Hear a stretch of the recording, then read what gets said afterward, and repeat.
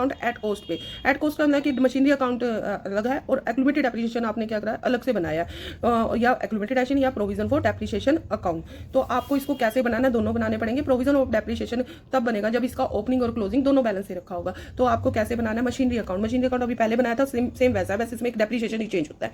और machinery account opening balance to balance BD, opening balance आ जाएगा, नीचे आएगा यहाँ पे closing balance by balance CD, closing balance. ठीक है, तो अब आपने क्या करा है, क्वेश्चन में अगर सेल गिवन है तो बाय बैंक अकाउंट सोल्ड। ठीक है, जितने के आपने सोल्ड किया। बाय एक्लूमेटेड डेप्रिसिएशन, ये वो डेप्रिसिएशन है जो मशीनरी सोल्ड करिए on the part of machinery sold. यहाँ पे ड्यूरिंग द ईयर डेप्रिसिएशन नहीं है, ऑन द पार्ट जो मशीनरी बेची है उसका डेप्रिसिएशन है।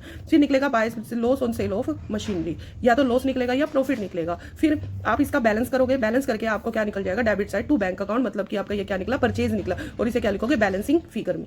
ठीक है, फिर आपका क्या बनेगा, नीचे इसी के साथ आपका एक्लूमेटेड डेप्रिसिएशन अकाउंट बनेगा। एक्लूमेटेड डेप्रिसिएशन में क्या करेगा, ओपनिंग बैलेंस आपका क्रेडिट साइड आएगा और क्लोजिंग बैलेंस आएगा आपका डेबिट साइड। ये आपको बैलेंस गिवन होगा। इसके बाद जो आपका ये एक्लूमेटेड डेप्रिसिएशन है वो आपका क्या आ जाएगा, आपका मशीनरी अकाउंट में जो एक्लूमेटेड डेप्रिसिएशन है on the part of machinery sold, वही आपका नीचे आ जाएगा एक्लूमेटेड डेप्रिसिएशन में टू मशीनरी अकाउंट। फिर आपका क्या करेगा, बैलेंसिंग फिगर निकलेगी। बैलेंसिंग फिगर को आप इसमें डालोगे, by statement and profit and loss में आपने बैलेंस किया तो ये निकल गई। अब ये जो बैलेंस निकली है ये ड्यूरिंग द ईयर डेप्रिसिएशन है, ये टोटल डेप्रिसिएशन है जो आपकी मशीनरी बेची है या जो नहीं बेची, टोटल ईयर का डेप्रिसिएशन है। टोटल ईयर का डेप्रिसिएशन यहाँ पे आएगा और on the part of machinery sold का डेप्रिसिएशन आएगा। यही बच्चे गलती करते हैं, टोटल ईयर का डेप्रिसिएशन यहाँ पे आएगा, on the part of machinery sold यहाँ पे आएगा। अगर क्वेश्चन में ड्यूरिंग द ईयर डेप्रिसिएशन दे रखा है तो आपको ये गिवन है, अगर ये गिवन है तो आपका ये बैलेंसिंग फिगर से निकलेगा to machinery part of machinery sold का डेप्रिसिएशन। फिर आपको यहाँ पे लिखना है by accumulated depreciation machinery sold.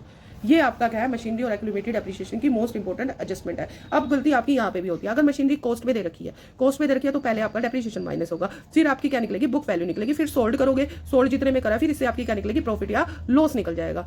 फिर दोबारा से डेप्रिसिएशन नहीं माइनस करोगे तो सोल्ड माइनस कर दोगे, फिर आपका क्या निकल जाएगा, प्रॉफिट एंड लॉस। दोनों में ये डिफरेंस है, ये कॉस्ट पे दे रखा है, बुक वैल्यू में, इसमें पहले डेप्रिसिएशन माइनस किया जाएगा, इसमें पहले डेप्रिसिएशन, इसमें डेप्रिसिएशन ऑलरेडी